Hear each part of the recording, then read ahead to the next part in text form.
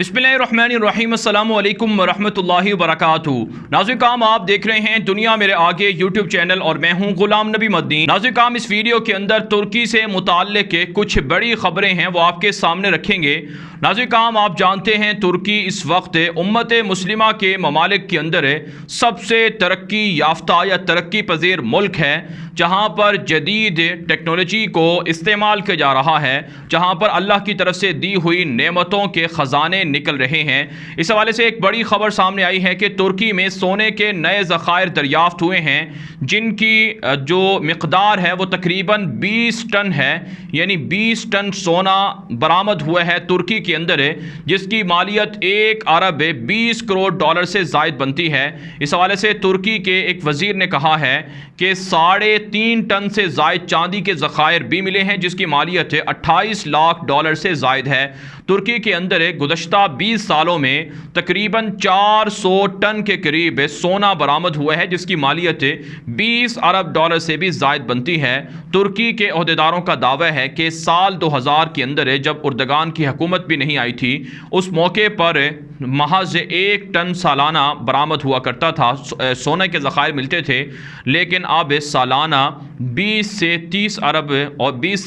سے 30 ٹن اور اسی طرح سے 40 ٹن تک کے سونے کے ذخائر برآمد ہو رہے ہیں، جس سے ترکی کی اکانومی کو فائدہ ہوگا اور ترک قوم کو فائدہ ہوگا، یہ وہاں کے ذرائع بتا رہے ہیں۔ اس کے علاوہ ناظرین کرام، ایک اور بڑی خبر سامنے آ رہی ہے کہ ترکی کے ڈرون طیارے امریکا کے F-35 طیاروں کو ٹکر دے رہے ہیں، اور یہ اس لیے ہے کیونکہ دنیا کے اندر اس وقت ہتھیاروں کے استعمال کی جو اسٹریٹجی ہے وہ تبدیل ہو چکی ہے۔ دنیا کے اندر اب ڈرون طیاروں کا دور ہے، جو بغیر پائلٹ کے ہتھیار ہیں، جو آرٹیفیشل انٹیلیجنس ٹیکنالوجی ہے، اس کو آزمایا جا رہا ہے۔ اور امریکا کے F-35 طیارے بہت مہنگے بھی ہیں اور ان کو خریدنا بھی مشکل ہے، اس لیے دنیا ترکی کے ڈرون طیاروں کی خریداری کی طرف جا رہی ہے۔ اب تک اطلاعات یہ ہیں کہ ترکی کے ڈرون طیارے، جسے ترکی کے صدر طیب اردگان کے داماد بیرکدار تیار کرتے ہیں، ان کے تیار کیے ہوئے ڈرون طیاروں کو دنیا کے 10 سے زائد ممالک خریدنے میں دلچسپی لے رہے ہیں، یہاں تک کہ پولینڈ خریدنے کا ایگریمنٹ کر چکا ہے، یوکرائن نے خریدا ہوا ہے، اور اسی طرح سے جو دیگر ممالک ہیں جن میں آذربائیجان ہے، قطر ہے اور دیگر جو اتحادی ممالک ہیں جیسا کہ لیبیا ہے اور تیونس ہے، الجزائر ہے، افریقہ کے ملک سوڈان ہے، نائجیریا ہے، نائجر ہے، یہ تمام ممالک ترکی کے ڈرون طیارے استعمال کر رہے ہیں اور مزید طیارے خریدنے کی کوشش کر رہے ہیں، جبکہ پاکستان کے اندر بھی ترکی کے تیار کیے ہوئے اتاک ہیلی کاپٹر اور اسی طرح سے بیرکدار 51 ڈرون طیاروں کی خریداری کے حوالے سے بات چیت جاری ہے۔ تو ترکی دفاعی میدان کے اندر بھی ترقی کر رہا ہے۔ ترکی کے وزیر دفاع نے کہا ہے کہ آنے والے چند مہینوں کے دوران ترکی دنیا میں اسلحہ خریداری کے حوالے سے بہت کم اسلحہ خریدے گا اور 80% سے زائد اسلحہ ترکی اپنے ملک کا بنا ہوا استعمال کرے گا۔ تو یوں ناظرین کرام، جہاں ترکی کے اندر گیس اور پیٹرول کے ذخائر نکل رہے ہیں، سونے کے ذخائر برآمد ہو رہے ہیں، وہیں ترکی دفاعی ٹیکنالوجی میں بھی ترقی کر رہا ہے، اور اس سے نہ صرف ترکی مضبوط ہو رہا ہے بلکہ امت مسلمہ کا موقف بھی مضبوط ہو رہا ہے، کیونکہ امت مسلمہ کے غم کے حوالے سے، مسائل کے حوالے سے ترکی ہمیشہ سب سے پہلے آواز بلند کرتا رہا ہے، کردار ادا کرتا رہا ہے۔ خلافت عثمانیہ بھی یہی تھی کہ اس زمانے کے اندر بھی تمام مسلمانوں کے جو علاقے تھے وہ ایک ہی ریاست کے ماتحت ہوا کرتے تھے اور ایک ہی حکومت کے ماتحت ہوا کرتے تھے، اور ترکی کی اس زمانے کی جو سلطنت عثمانیہ تھی وہ اسلامی جو علاقے تھے، جو مسلمانوں کے جو علاقے تھے، وہاں کی ہر طرح کی ضروریات کو پورا کیا کرتی تھی، اور اسی طرح کی اب بھی ترکی کی جانب سے جو کوششیں ہیں وہ ہو رہی ہیں۔ ناظرین کرام، اس حوالے سے ایک اور بڑی خبر سامنے آ رہی ہے کہ ترک صدر رجب طیب اردگان یورپ کو، مغرب کو اس لیے کھٹک رہے ہیں کیونکہ ان کے ملک کے اندر ترقی ہو رہی ہے، ان کے ملک کے اندر جدید اسلحہ بن رہا ہے۔ ترکی کے صدر رجب طیب اردگان نے آیا صوفیہ کو جو میوزیم سے مسجد کی حیثیت میں تبدیل کیا، اس حوالے سے ایک جو سابق پارلیمانی اسپیکر تھے ترکی کے، انہوں نے ایک بیان دیا ہے کہ آیا صوفیہ کو مسجد کی حیثیت سے بدلنے کا جو فیصلہ تھا اردگان کا، اسے رکوانے کے لیے یورپ نے، مغرب نے بہت کوششیں کی ہیں، کئی ملین ڈالر کا جو آفر تھی، پیشکش تھی، وہ کی گئی تھی کہ اگر اردگان یہ فیصلہ روک دیں تو ترکی کے لیے جو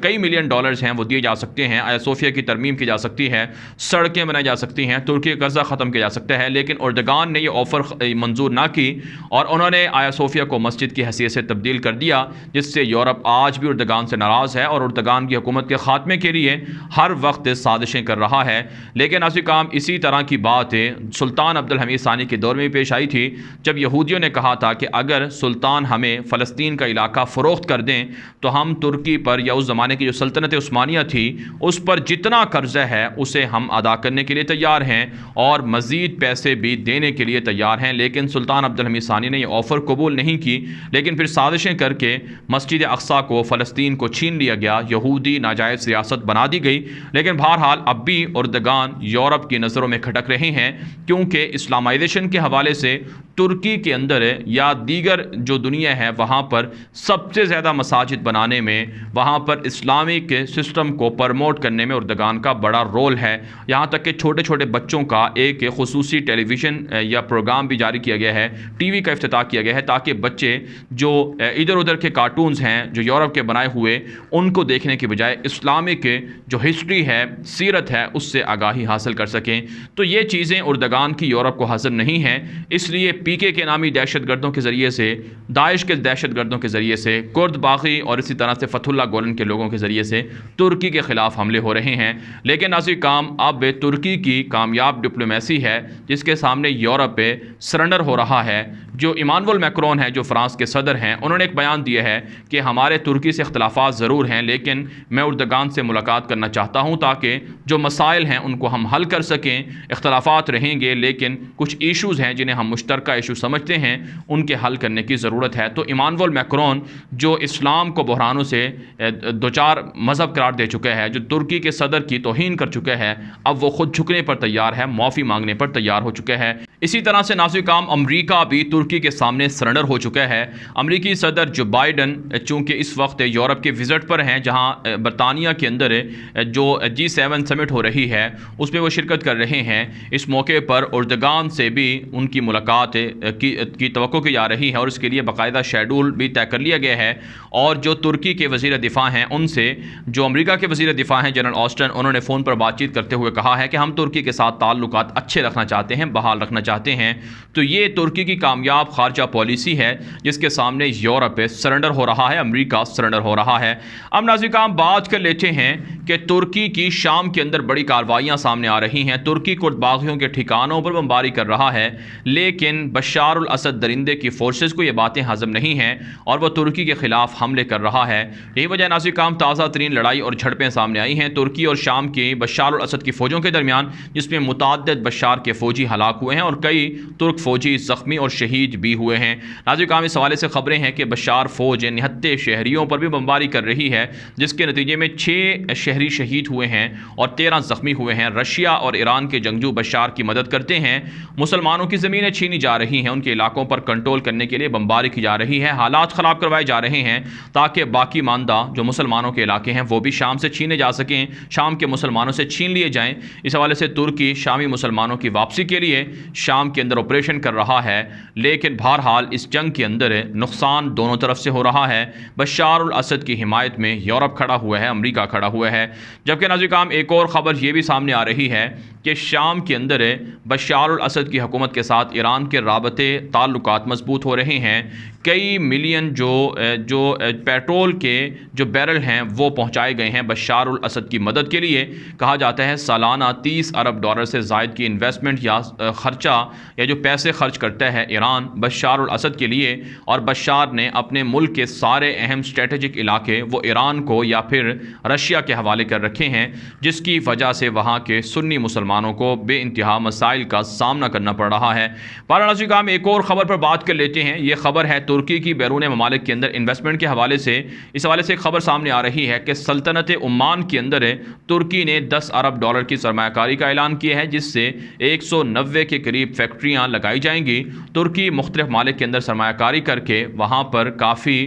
جو فوائد ہیں یا آپ کہہ سکتے ہیں جو منافع ہے وہ کما رہا ہے۔ اس سے جہاں ان ملکوں کو فائدہ ہو رہا ہے وہیں ترکی کی خارجہ پالیسی کو بھی فائدہ ہو رہا ہے۔ دراصل ترکی بیرون ممالک کے اندر، اسلامی ممالک کے اندر جو انویسٹمنٹ کرتا ہے اس کا ہدف اور مقصد یہ ہوتا ہے کہ ان ممالک کے ساتھ ریلیشن ترکی کے مضبوط ہو جائیں تاکہ جو خلافت عثمانیہ کا ایک عملی طور پر جو اس کی شکل ہے وہ ایک بیدار ہو جائے، وہ زندہ ہو جائے، یا اس کو عملی طور پر اس کو مزید ایکٹیو کر دیا جائے۔ تو اسی حوالے سے ترکی نے الجزائر کے اندر بھی انویسٹمنٹ کر رکھی ہے، تیونس کے اندر بھی کر رکھی ہے، لیبیا کے اندر بھی کر رکھی ہے، یہاں تک کہ ناظرین کام قطر کے اندر بھی ترکی کمپنیاں کام کر رہی ہیں، کویت کے ساتھ بھی نئے ایگریمنٹ ہوئے ہیں، اردن کے اندر، عراق کے اندر بھی ترکی کی انویسٹمنٹ ہے، لبنان کے اندر بھی ترکی کی انویسٹمنٹ ہے، سوڈان کے اندر ہے، اور اب ایجپٹ کے ساتھ، مصر کے ساتھ بھی بات چیت جاری ہے، یہاں تک کہ سلطنت عمان کے اندر بھی 10 ارب ڈالر کی انویسٹمنٹ کی گئی ہے۔ تو مختلف ممالک کے اندر ترکی فوجی اڈے بھی بنا رہا ہے۔ میں آپ کو پہلے بتا چکا ہوں کہ 12 کے قریب ممالک ہیں جہاں پر ترکی نے فوجی اڈے قائم کر لیے ہیں، اور اب مختلف ممالک کے اندر انویسٹمنٹ کے ذریعے سے ترکی خلافت عثمانیہ کی عملی شکل زندہ کر رہا ہے، جو ایک طرح سے اردگان کا خواب بھی ہے، تاکہ مسلمان ایک لڑی کے اندر پرو جائیں اور ان کے جو مسائل ہیں وہ مشترکہ پلیٹ فارم سے حل ہوں۔ اس ویڈیو کے حوالے سے آپ کی کیا رائے ہے؟ اپنی رائے کامنٹ کے ذریعے سے ضرور ہم تک پہنچائیں۔ مزید خبروں کے لیے آپ ہمارے ٹویٹر اکاؤنٹ غلام نبی مدنی کو لازمی فالو کر لیں۔ آج کے لیے اتنا ہی، اجازت دیجیے، اللہ حافظ۔